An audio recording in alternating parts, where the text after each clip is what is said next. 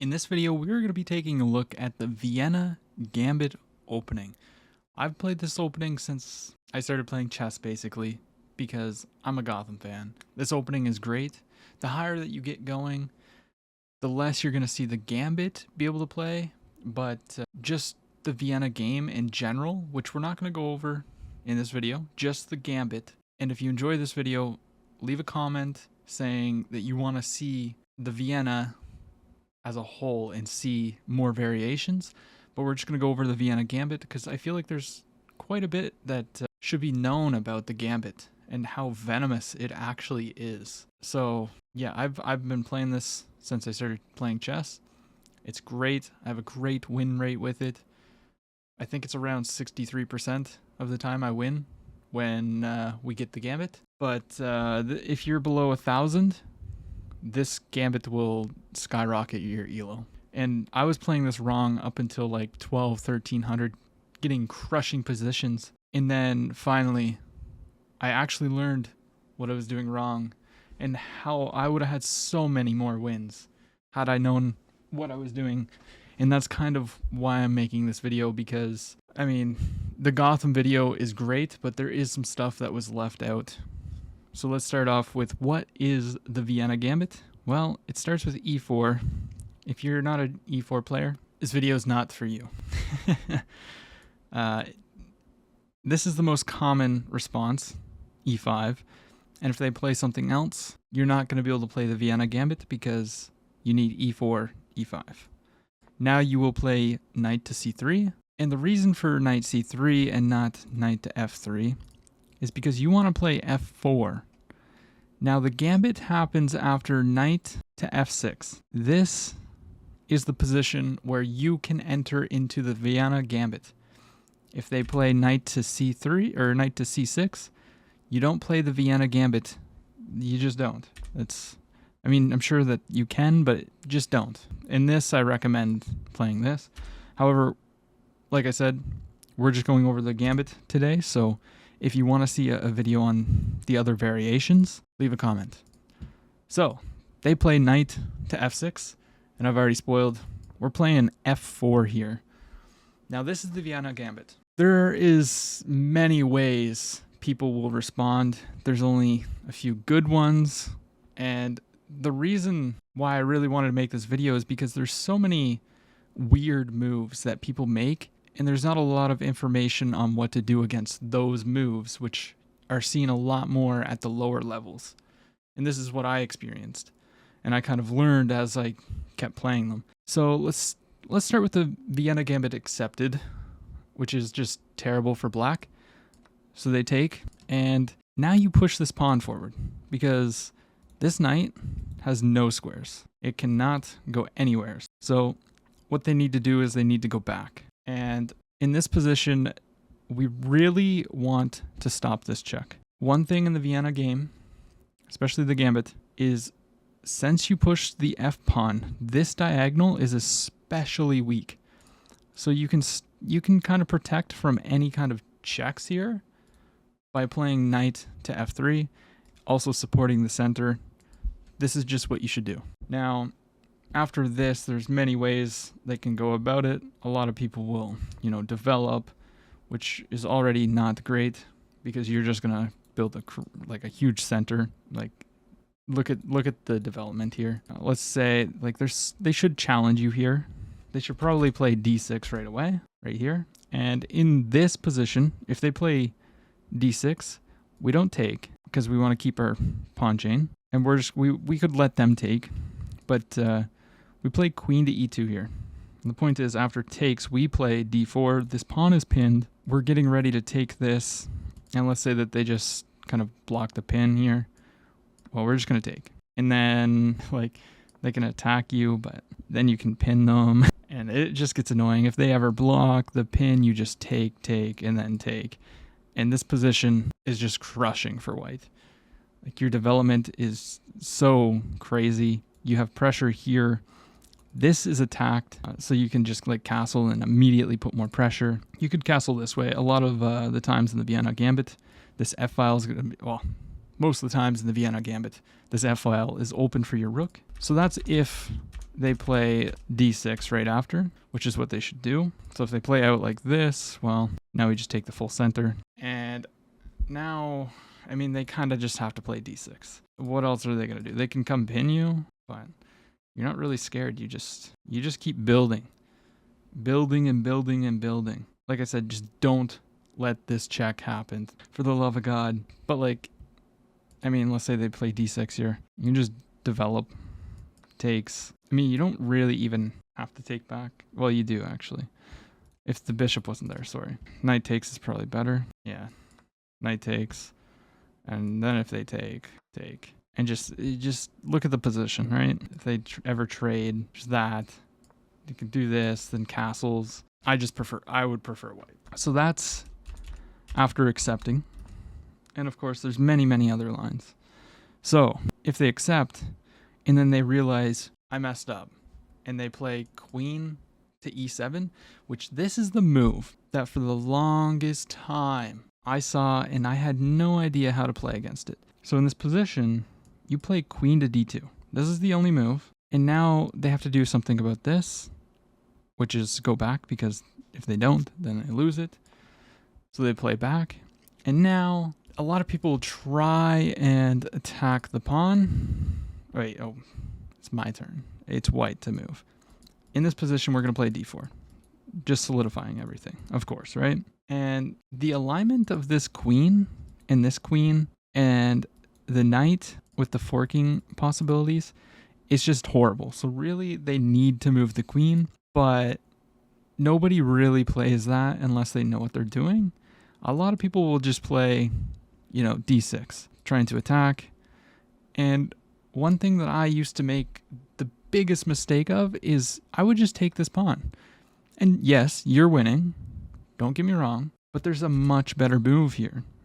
And it's knight to d5. The reason why this is so great is because you're just...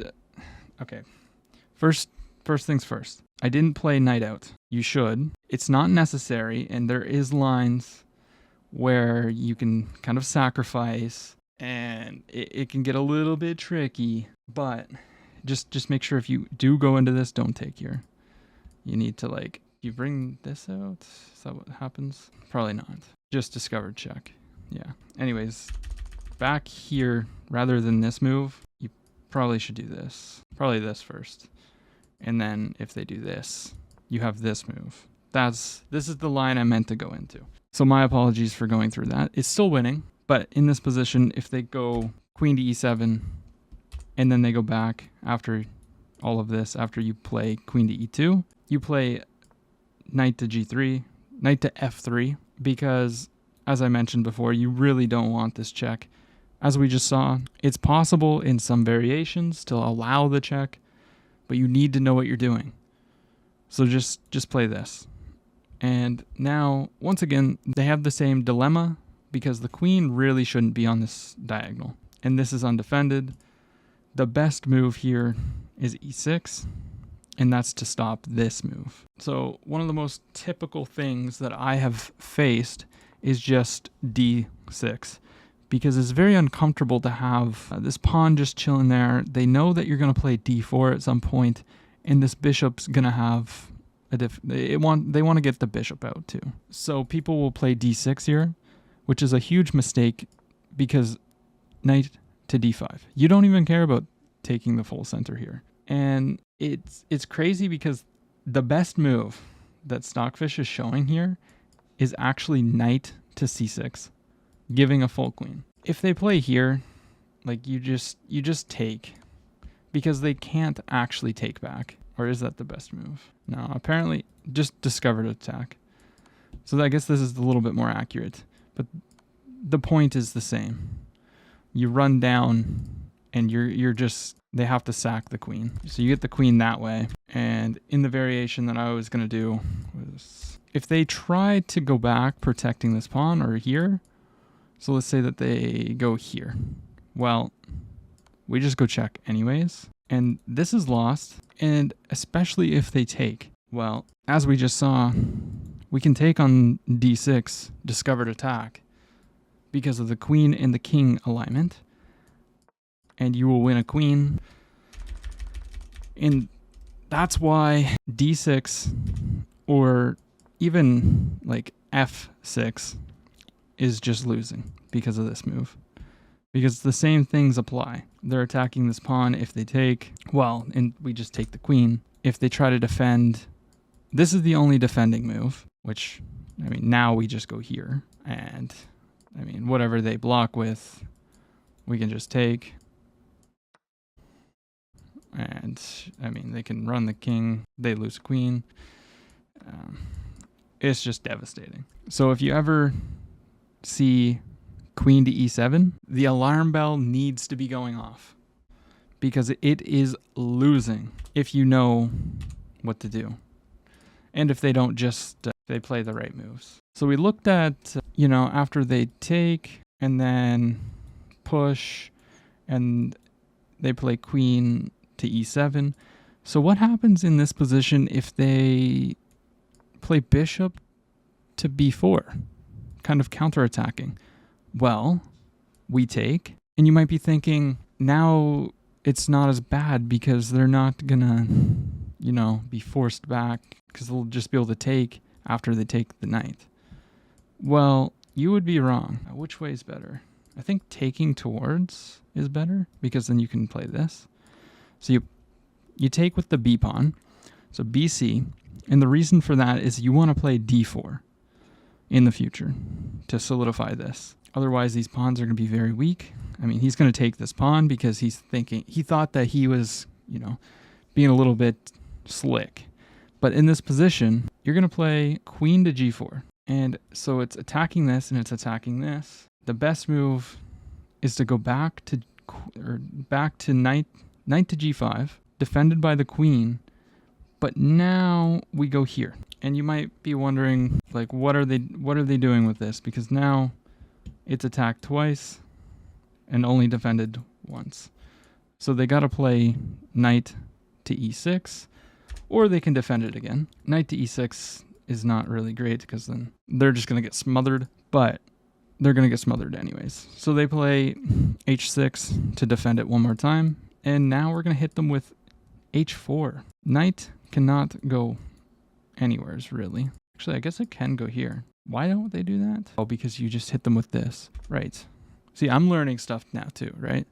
I've looked at this a lot, but I'm no master, right? I've only been playing chess for about a year, but this opening is amazing. So they must go here, and now you hit them with d5. And where does the knight go? I mean, here or what? The best move is to give up this knight. This is the top computer move. Probably not this, because then queen trade and you're up material. Don't trade when you're up or down material. So, I mean, apparently now, yeah, queen e7 or g6 is the best move here. But what if they try this? Well, now you go here. They go here, and it's just bad. Look at these pawns. The queen is like just in, and you're about to go here. Like, you're threatening mate. They have to play here. Now you just castle because you're going to apply more pressure. It's insane. Absolutely insane. So we know that in this position, bishop to b4 doesn't work. So what about knight to c6? It looks like it's defending this pawn, right? Well, it is. But after takes, we go here. And if they go back, we just go here. What about this? Well, same thing. Where's this knight go? Can't go here, can't go here, can't go here, can't go here. So it has to go back, and we're just in the same position. Now we play knight out, stopping the check. And I mean, it's now you're just playing the same thing, right? We're going to get the bishop out to c4. What? This is not the c4 bishop. Out to c4. You're applying pressure here. I mean, they probably will take. And now we could take and go into a big exchange. But at the end of that, they take the queen, then you cannot castle. So in this position, it's actually just better to give them this pawn. And the reason for that is if they take, this pawn is very, very weak. Now you just play knight to g5, and they have huge threats. This is attacked. This is defended. There's not really much to do. I mean, they can take, but now it's mate. It's crazy, right? You know, you're just coming in. They're forced up, and rook e1, come out. It's so bad. And now they're out of squares. They got to block. And then you hit them with this beautiful checkmate. So they can't accept the free knight. So they gotta finish their development. But it's just already lost because you still just take. And like, where do they go?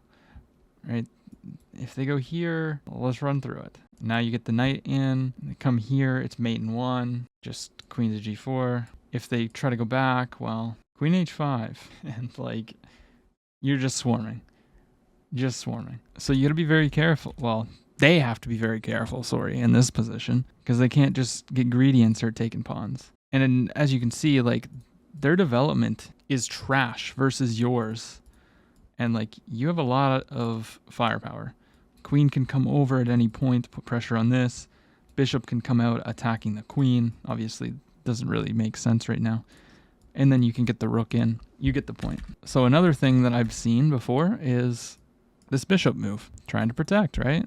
Well, this is also bad because takes. And like, where does the bishop go? It can't go back, or you just fork them. And it can't go forward because you just take. And if they go here, take. Same thing. So, I mean, after this, it's just, you're just winning. So now we're through pretty much all the good stuff. Now, how do they decline? Because they don't have to take this pawn. That's just if they haven't really seen this, which a lot of people haven't, especially at the lower levels. Well, you have to play d6 or d5. d5 is the main line. And d5 is what you will see against people who have probably faced the Vienna Gambit before. Or they got lucky. But let's look at d6. So d6, you just develop. You always want to put the knight here because of this check. Eventually. It's not possible right now. But in the future, plus it's just a great square for the knight. It's kind of why you push the f pawn, right? Alongside wanting to open up the f file for the rook. Now, their bishop is stuck after d6, which is one thing that you typically don't want to do in openings. So there's that. They might just develop, and then you probably want to pin here. Either's fine, I would say, but yeah, probably just pin in this variation. And then, I mean, you're going to play d6, castle, or you might even try to go for long castles, but no. Now, you've played f4. You're probably going to want to take, or if they take, eventually you're going to castle. You're going to have this open f file, which is why I might consider playing this, but computer says this is better. Probably to stop any kind of knight jumps coming in here, forcing a trade or something. So, play this. I mean, if they just develop the bishop here, you could, now you play d3. You could probably think about playing a4 at some point. Let's say that they kick you out. Well, you're just going to take, and now you could castle. You could take in the center. It just looks really good, right? So you take, castle. You got pressure on this, and just look at the development. You own a little bit more equity in the center of the board. I think in this position there was actually a better move. Yeah, this is just a free pawn. Yes, take the free pawn. Don't castle. And now you own the whole center. And you could pin and castle. Let's see. What's the best move for black? This is the best move to stop you from castling. And then you're supposed to play queen to f3. The point of queen to f3 is probably to try and castle eventually. Or just bring the rook here and slaughter them on that file. Like, you might have ideas of just say that they don't do anything. Well, probably just get this out, pin, and then let's say that they don't do something again. It's calling for takes and takes, but this is the second best move, and the point would be simple. Just takes. Then you got pressure on this, winning another pawn. Look at his structure. Yeah, it's bad. So it's pretty straightforward after d6. You just kind of play chess. You develop. After they do this, you play d6 to solidify the whole center. You open the f file. You castle, all that good stuff. So the main line against the Vienna Gambit is d5. Now in this variation, I play FE. They will take on E4.